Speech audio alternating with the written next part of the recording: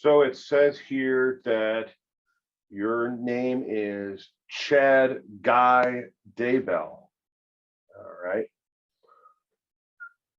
And you're having delusions in that you think that you can speak to God through a porthole here in the corner of your cell.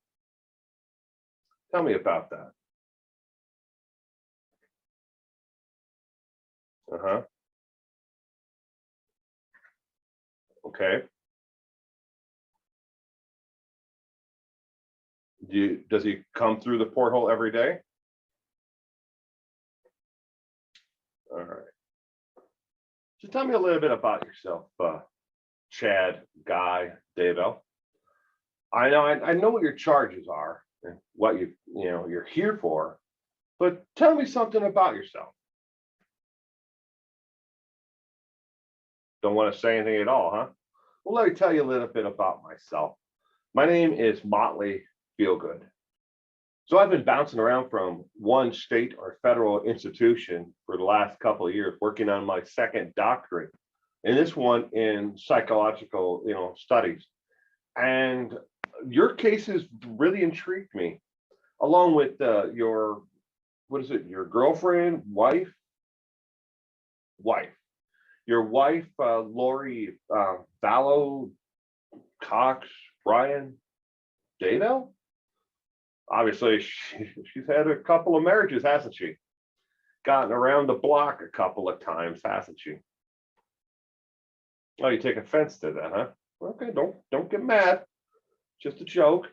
I normally like to start off my conversations with new patients such as yourself by saying your name, Chad Guy Daybell. You are not the father. I like to start off conversations that way. Usually it breaks the ice a little bit, but in your case, your kids are pretty ugly. And so nobody wants to have those, as their kids. So you are the father. But, Chad, if you're going for the insanity defense in remaining in your cell and taking everything out of here and leaving it outside the door, and sitting here quietly every day, talking to the corner, if you're going for insanity, it isn't going to work. Just like the evaluation I did with your wife out there at the state hospital. She's not insane either. I'll give her this much. She's pretty good at batting those eyelashes and trying to make people think that she is something that she isn't. You've seen one, you've seen them all, right? Oh, you've only been married once. Okay. Well, yeah, trust me. If you've seen one lady, you've seen them all. That's what they say, right? They're all the same. You don't agree with that at all. You think that your wife was one in a million. Well, if she was one in a million, then why'd you kill her? If you didn't have to kill her to be with Lori, you could have just left her and went with Lori. The two of you didn't have to kill the kids either, or Charles, or Joseph. I mean, nobody had to die for you guys to be able to do what you guys are doing, trying to convince people that you can see beyond this veil.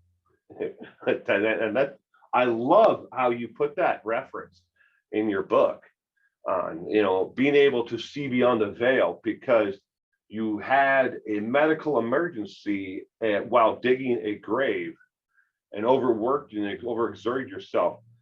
In the medical community, we like to think of that as a stroke, but in your case, you see it as seeing beyond the veil.